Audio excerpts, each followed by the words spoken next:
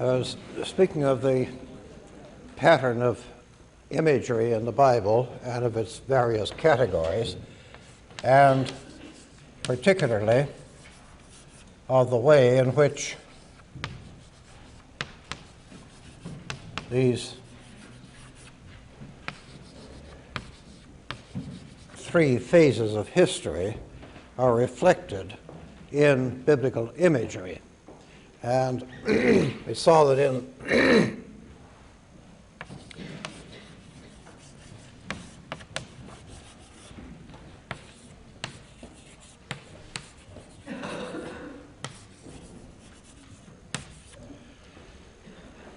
that it's a characteristic of this type of image that the group form and the individual form are metaphorically identified with each other.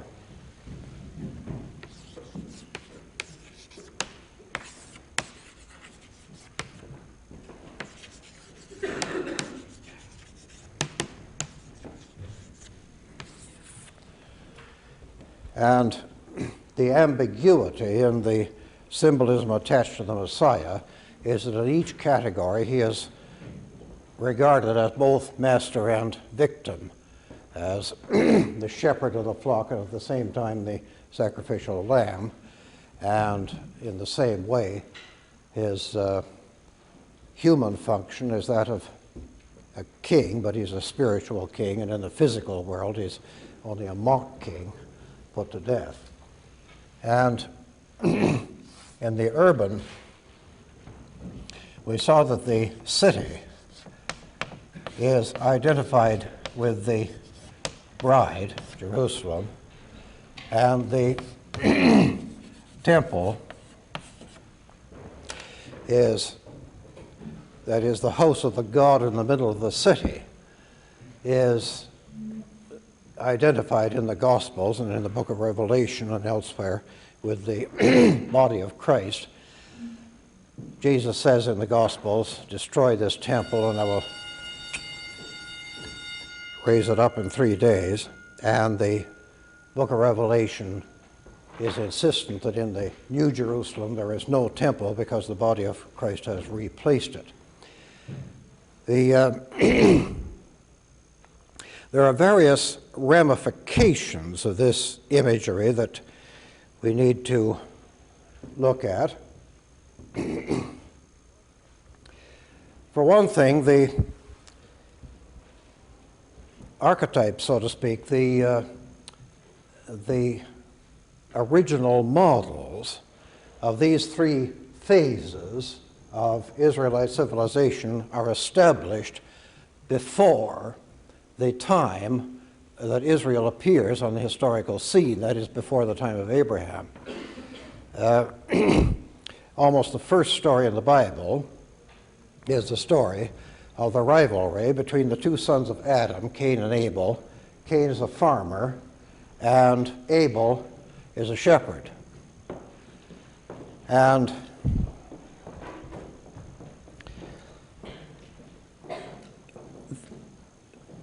disputes between a farmer and a shepherd are thousands of years older than the Bible. They go back to Sumerian times, but usually in Sumerian times it's the farmer that has the best of the argument, as would be very natural for a country that's dependent entirely on irrigation and is primarily an agricultural country. But in the Old Testament, the original pastoral relationship of wandering herds is idealized as the time when Israel was united with its God. And we find that idealizing of the pastoral life in the 23rd Psalm, in the imagery of the Good Shepherd attached to Christ and elsewhere, as I mentioned. Abel, who was murdered by Cain, is a shepherd, and his offering, we are told, is accepted by God, whereas Cain, who's a farmer, his offerings of first fruits of the crops is not accepted. And we're not really told why this is so, but it establishes the types of the later liturgical pattern. The primary sacrifice is the sacrifice of the lamb, and that is the one that's laid down for us in the story first of Abraham's command to sacrifice his son Isaac, where at the last minute he is stopped from doing so and a ram is substituted. And that story indicates, therefore, that for Israel the sacrifice of a lamb is to replace the sacrifice of a son or of a human being. And that is confirmed later on by the story of the Passover, which is the primary rite in the Jewish liturgy. And the Passover offering is the offering with blood, which is the fundamental reason, or at least so far as there is a reason, why Abel's sacrifice is acceptable and that of Cain's is not. Eventually, of course, the farmers' offerings of first fruits were added, and so the calendar developed three major festivals: the Passover, which is pastoral in imagery, and then the festivals of the harvest and of the vintage, which developed into the Jewish and Christian Pentecost, and the vintage one became the Feast of Booths, and eventually the New Year in Judaism. But this imagery of harvest and vintage becomes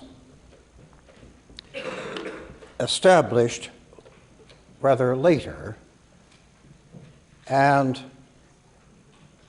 apparently the story of Noah has something to do with the establishing of an agricultural pattern of life. That is, after the flood, Noah institutes a tremendous massacre of animals in honor of God, and God, we are told, highly approved of the smell, and he said, that smells pretty good. I better take the curse off the ground that I put on it at the time of Adam's fall. And then he promises Noah that there will be an unfailing cycle of seed time and harvest, the basis of an agricultural program of life. So Noah turns into a farmer, and his first accomplishment, human nature being what it is to discover wine and get drunk. But nevertheless, the harvest and the vintage remain apocalyptic symbols, along with the symbolism of the Good Shepherd and of the city. And if you look through the Gospels, you will see very frequently how fond Jesus is of these metaphors of harvest and vintage for the coming of the last day, and of the extent to which the animal function, the animal elements of body and blood are identified with the corresponding vegetable ones of bread and wine. That comes into the pattern of the Eucharist, which Jesus is recorded as establishing at the Last Supper, where he specifically identifies the wine with his blood.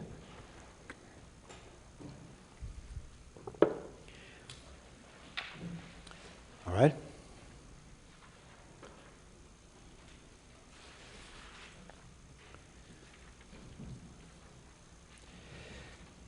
But at the same time,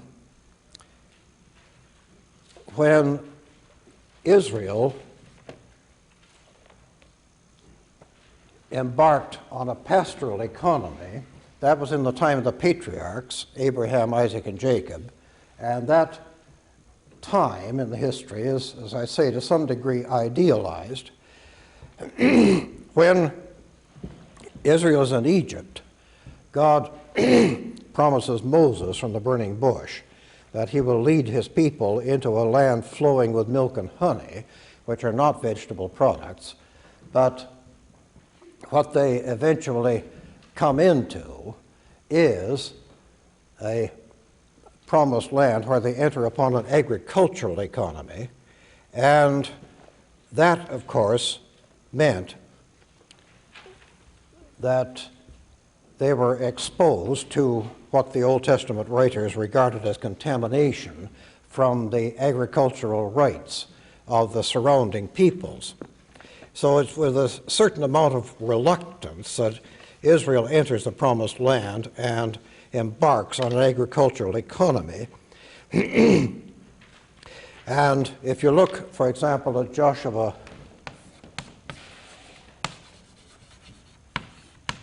5 and 12. The manna ceased on the morrow, that is the miraculous provision of food in the desert, which is symbolized by manna. The manna ceased on the morrow after they had eaten of the old corn of the land. Neither had the children of Israel manna any more, but they did eat of the fruit of the land of Canaan that year.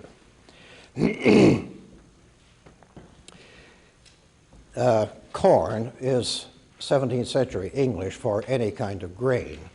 And the first symbol of Canaan was an enormous bunch of grapes, which the spies brought back from the Promised Land. And in fact, the word Canaan itself means more or less red land, and its Greek equivalent is Phoenicia. It's supposed to have derived the name from another source, the purple dye from the murex shellfish, but the association of redness with the earth and the agricultural economy is fairly consistent throughout the Bible.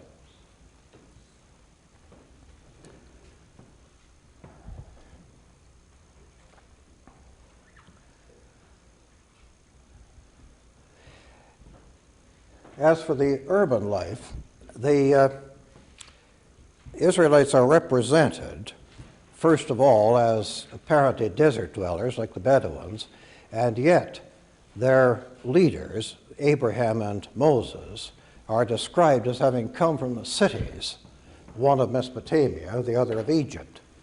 And there even seems to be some evidence that the word Hebrew, which seems to be a somewhat pejorative term when it's used by outsiders, originally meant something more like proletariat than a conventional name for a people. And certainly that is the role in which they appear in Egypt. In any case, they are compelled to live beside neighbors with other agricultural rights. I mentioned the law about not boiling a kid in his mother's milk and suggesting that it was a negative ritual, something that the Israelites were forbidden to do because their neighbors did it. And that is true also of the various agricultural cults, which had to do with encouraging the fertility of the soil by various rituals founded on the principle of sympathetic magic. That is, if you wanted to rain, you pour water on the ground. And that kind of imitation of what you want to produce by magic in a ritual is the basis of what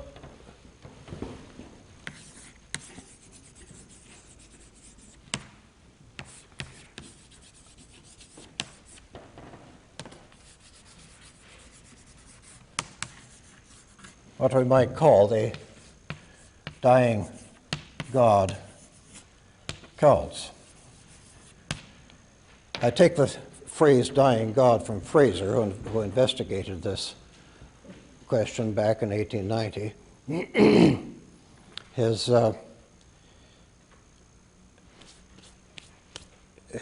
thesis has been refuted so often that it's now time for it to come back into style again.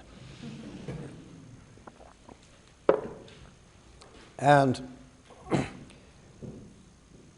he speaks of many Mediterranean religions as having been founded on a cult of a god who was fundamentally a god of the fertility of the earth, and more particularly the vegetable fertility, though he is connected with animals as well.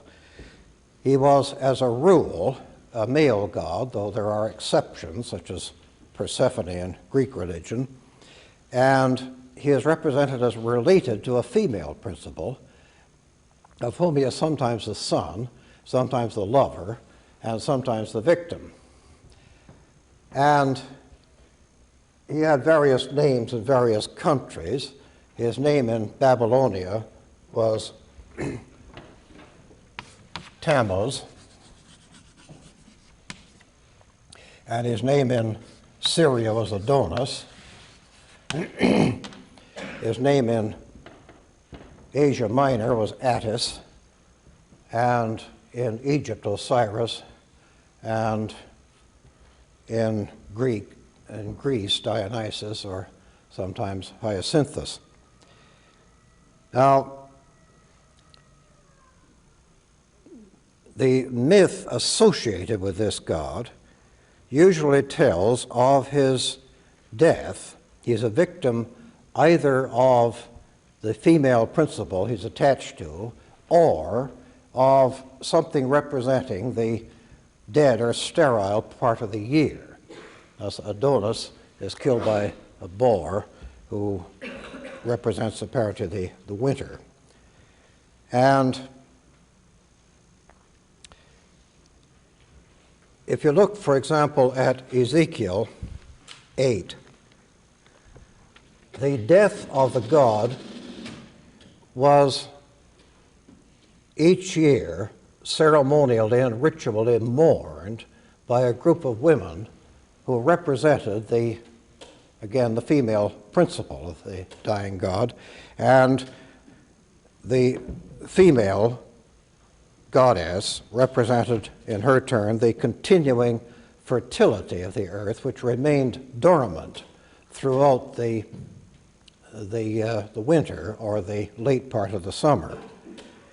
And it was the chorus of women representing this female principle, the mother or the mistress, whichever she was thought of as being, which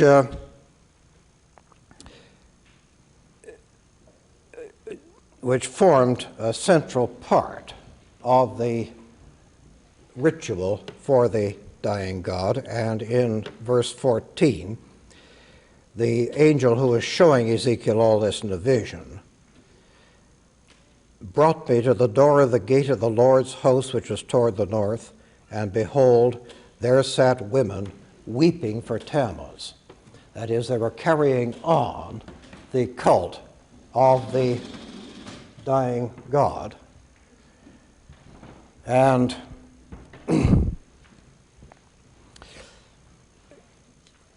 that maintained itself in surrounding countries down to the time of Christ, and even in the very late book of Daniel, the persecution of the Jews just before the Maccabean rebellion is associated with the cult of the god beloved of women, that is Tammuz or Adonis. There were other rituals connected with promoting the fertility of the soil of the same general type. Again, the women who took the initiative in these cults would grow plants in pots and bring them along by forced growth. And would then throw the pots with the plants in them into the water as a rain charm, and these were known as gardens of Adonis. And the throwing of the plants, the gardens of Adonis, into the water was a regular part of the fertility ritual. And you would expect the Hebrew prophets to take a very dim view of this practice. And if you look at Isaiah 17, for example,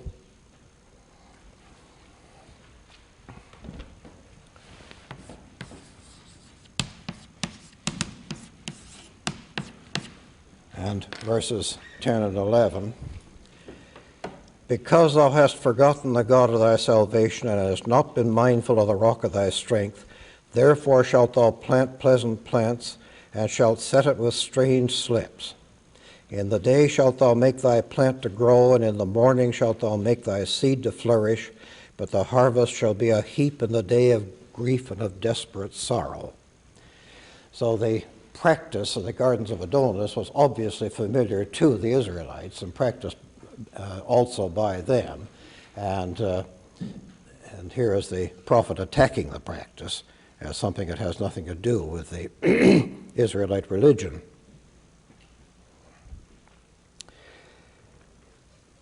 One of the great confrontations of the two cults is the one between Jehovah and the fertility god Baal of the Syrians. And the confrontation takes place on top of Mount Carmel, where Elijah, the prophet of Jehovah, is bringing about the end of the drought, which is causing so much misery and starvation in the country. And there is a great contest between Elijah and the priests of Baal as to which god is capable of bringing rain. And if you look at 1 Kings and the 18th chapter,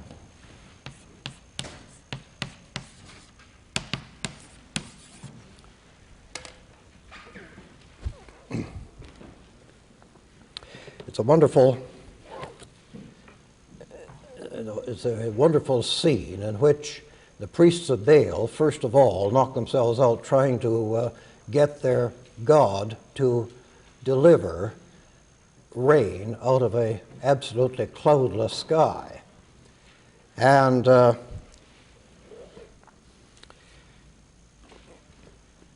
Elijah makes fun of them in the most approved charitable manner in verse 27.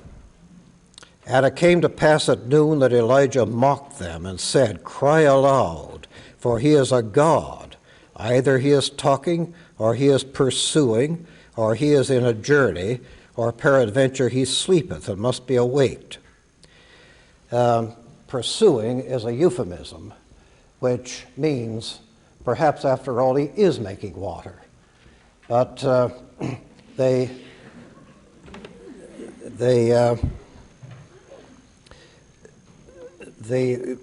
priests are thereby nerved to greater and greater efforts. And I noticed particularly verse 28, have it there. And they cried aloud and cut themselves after their manner with knives and lancets till the blood gushed out upon them. Why would they do that? Yeah, so it's sympathetic magic again. That is, if you prick yourself till the blood flows, it suggests that what you need very badly at that point is rain. And similarly, if you look at Hosea, only here the King James translation lets you down, because the King James translators didn't know much about dying god cults. In Hosea 7 and 14,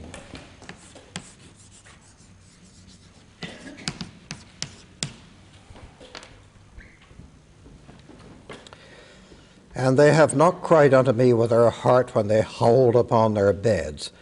The King James Bible has they a symbol for corn and wine, but that's wrong. What Hosea is saying is that they gash themselves for corn and wine. That is, they cut themselves so the blood flows.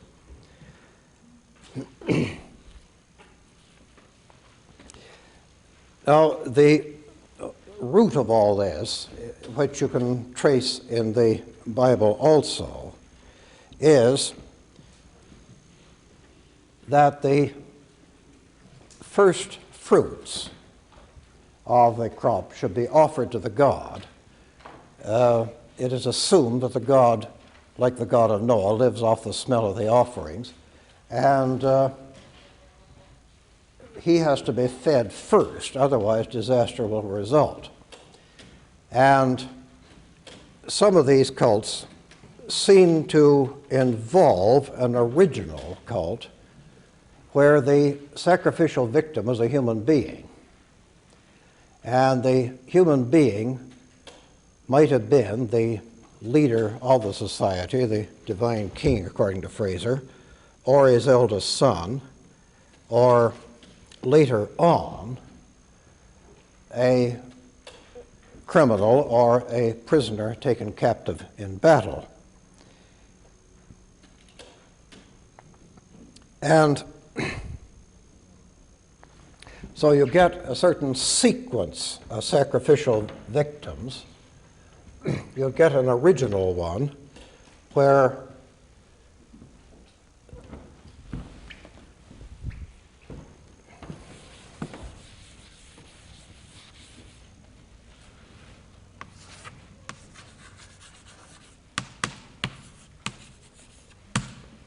the original victim would be the divine king himself. And that is, the king would be regarded as containing within himself the fertility of the land over which he rules, so that it would be only common sense to put him to death as soon as his strength begins to fail, because his virility and the fertility of his country are bound up together by sympathetic magic. But if you're going to put him to death as soon as his strength fails, there's no sense letting all that divinity go to waste. And so there could be a ritual banquet in which his body was eaten and his blood drunk, so that the divine essence of this figure passed into the body of his worshipers. Well, whether that rite ever existed or not as a historical fact could not matter less. The point is that it matters symbolically. It's the right one to have there at the beginning of the sequence. And then there follows the sacrifice of the king's eldest son, because it leads to a certain amount of social insecurity, for reasons I don't need to go into, if you keep putting a king to death as soon as his strength is alleged to fail. So you get instead the sacrifice of the eldest son, and that is the stage which you have recorded in the story of Abraham's order to sacrifice his son Isaac, an order which at the last moment is rescinded and the sacrifice transferred to a ram. And this is incorporated into the Israelite code. If you look, for example, at the list of commandments given in Exodus 34,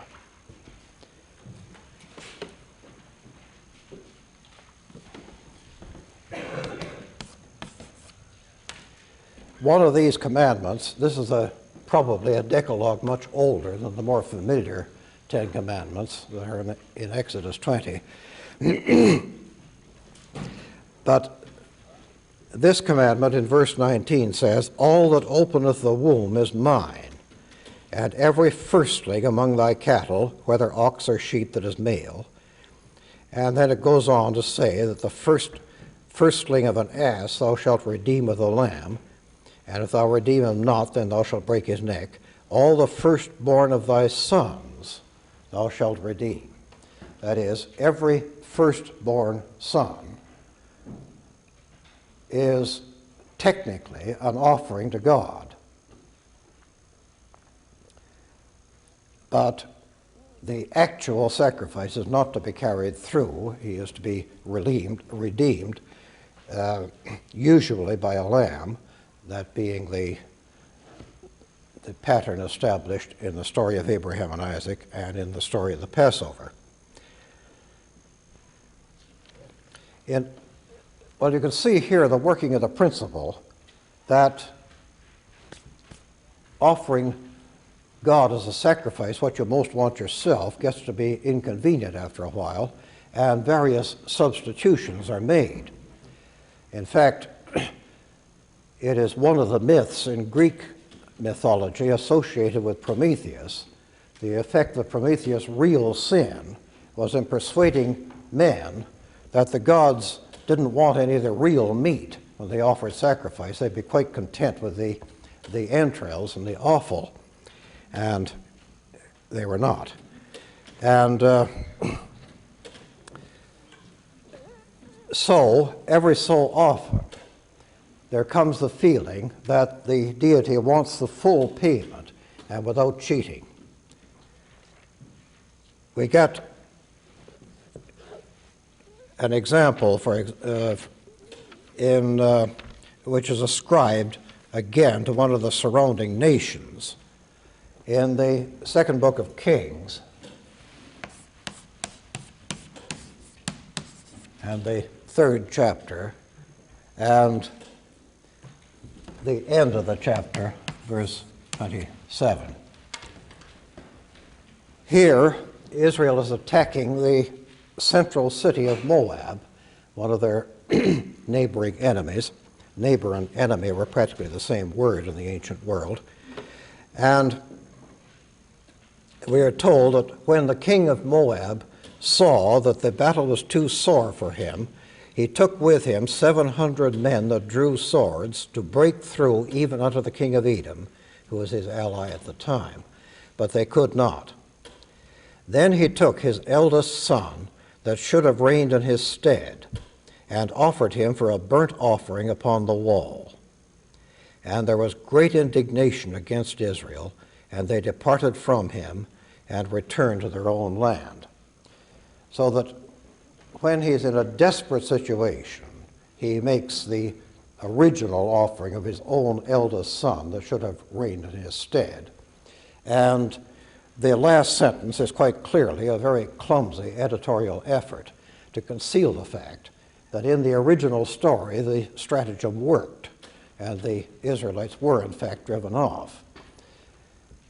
And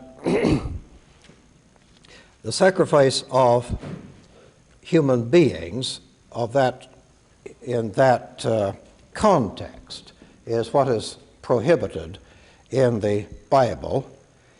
Archaeologists have discovered an inscription of this King Mesha of Moab, who sacrificed his eldest son, and it's obvious from that inscription that his piety towards his god Chemosh was just as authentic as the Israelite piety to Jehovah. But that was how his mind worked, and how in some context the Israelite mind would work too.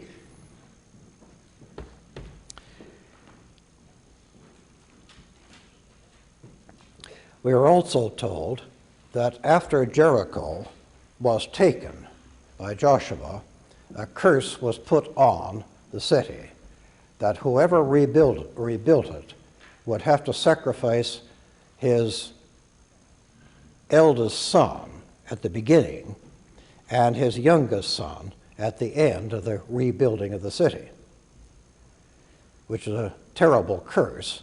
The only thing is that trade routes are much more important than children, and Jericho is apparently one of the world's oldest inhabited sites. So the city was rebuilt, And the person who rebuilt it sacrificed his eldest son to begin the operation and his youngest son to finish it.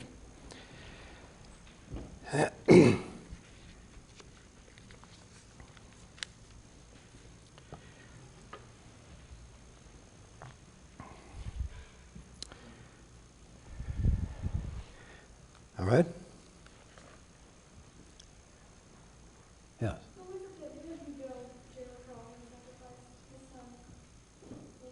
Sorry? Who was the fellow who did rebuild Jericho? Gosh, I can't remember his name, but it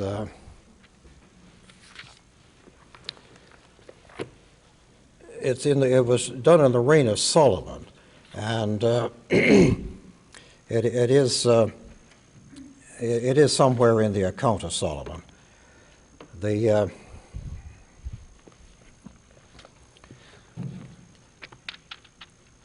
But the original curse is pronounced in the book of Joshua, and the working out of the curse, so to speak, takes place in Solomon's reign. I'm sorry I don't have the precise reference here. I understand you're saying that Exodus 34 is considered to be older than Exodus 20? It's possible. The list of commandments in Exodus 34 ends with the phrase, the Ten Commandments. And you notice that this group of commandments in Exodus 34 is much more concerned with ritual than the more familiar set in Exodus 20. The more familiar Decalogue has moral commandments against murder and adultery and stealing, and that suggests a slightly later cultural phase. The more primitive one would be concerned almost entirely with the ritual obligations to the god, but that's all very very hypothetical. Nobody quite knows. But I suspect that the original cannibal feast, which is original in the sense of being symbolically original, may not have actually been practiced by any society. I think human beings only turn to cannibalism when they run out of other supplies of protein, and and even a ritual banquet, as solemn as that one would be, might not have been carried through in quite so literal a way. We don't know.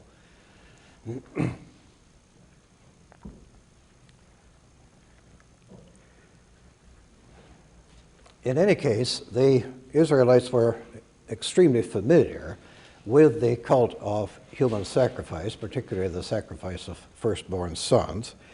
And although that is condemned, they are much more neutral on the question of the sacrifice which is to fulfill a vow or is a sacrifice of a prisoner taken in war. That may be a sacrifice not merely acceptable to God, but actually demanded by him. And we find a similar story in the book of Judges and the 11th chapter.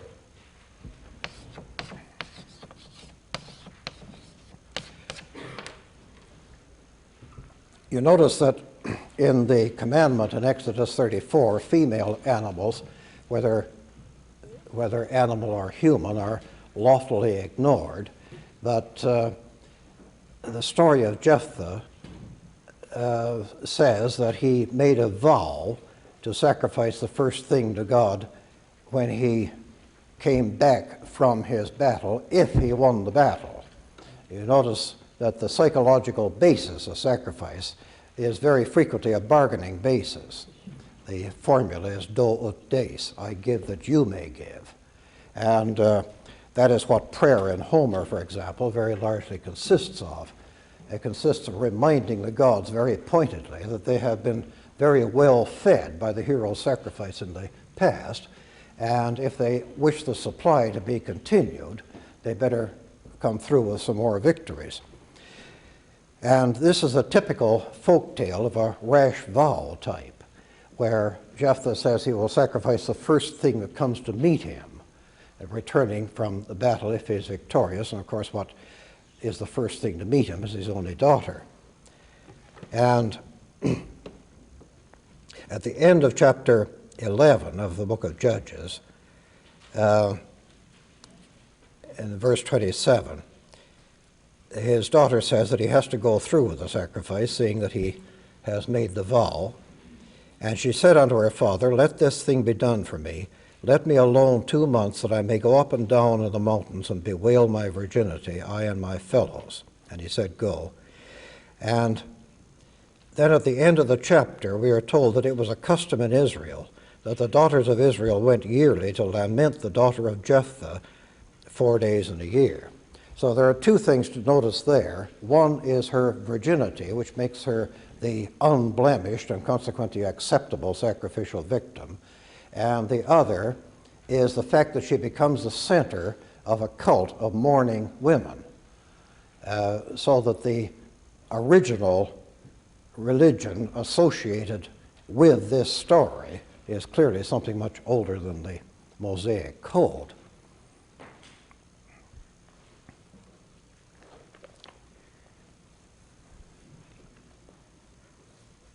If you look at the book of Zechariah, the second last book in the Old Testament, and right at the end of Zechariah in chapter 12,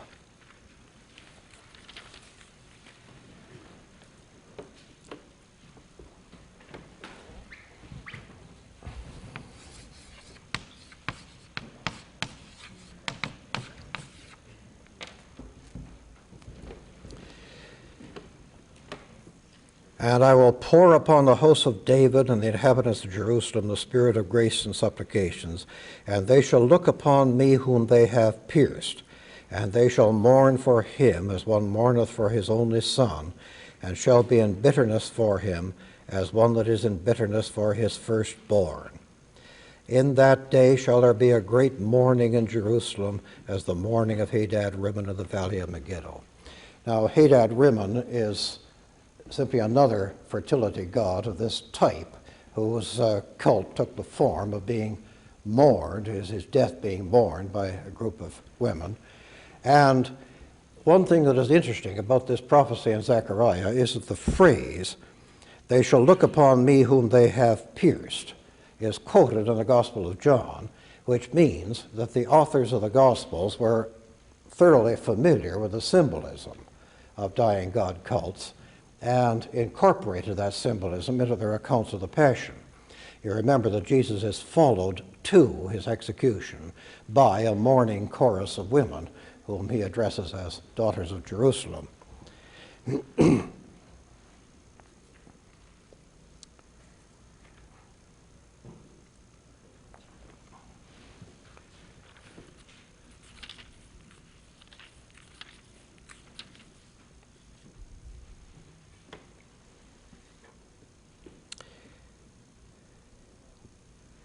In the book of Micah, which is in the middle of the Minor Prophets, there is another reference which contains a verse which is often regarded, I think with considerable justification, as one of the great moral breakthroughs in history.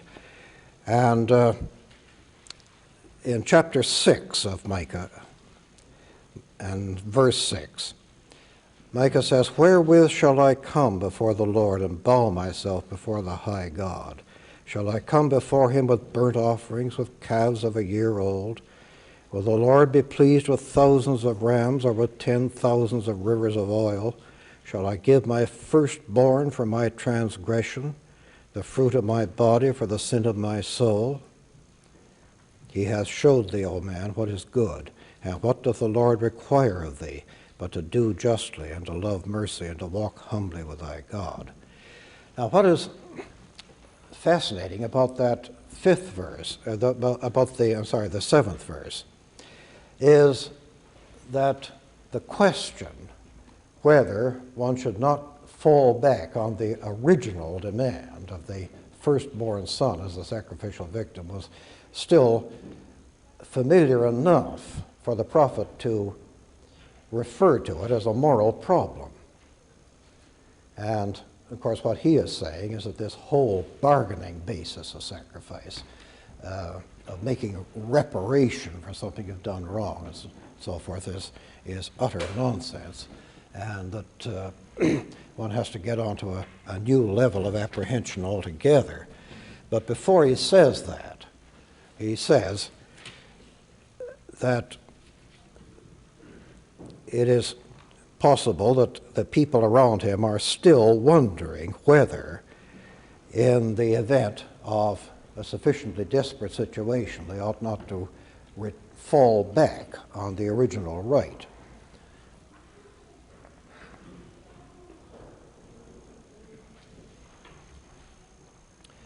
Any question that far then?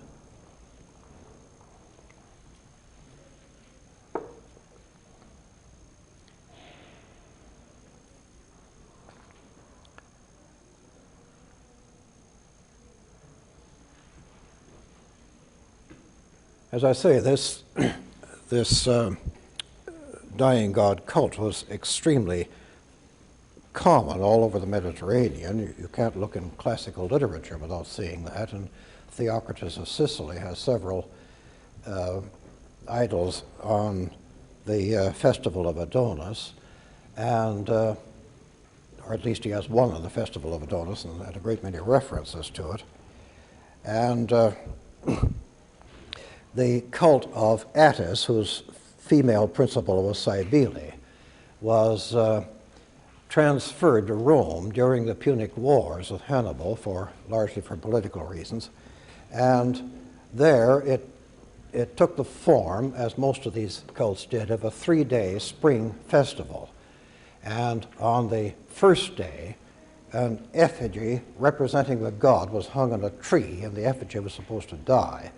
The second was the day when the god was absent from the world, and the priests lashed themselves into orgiastic frenzies and castrated themselves as part of their sacrifice to their god. And then there's an ode of Catullus about that, which is a very powerful and very terrible poem. And then on the third day, in the morning of the third day, there was a ritual procession to the marshes or somewhere where the body of the reborn god was supposed to be discovered. And so it's that pattern of symbolism that had been soaking into the minds of Mediterranean peoples for many centuries.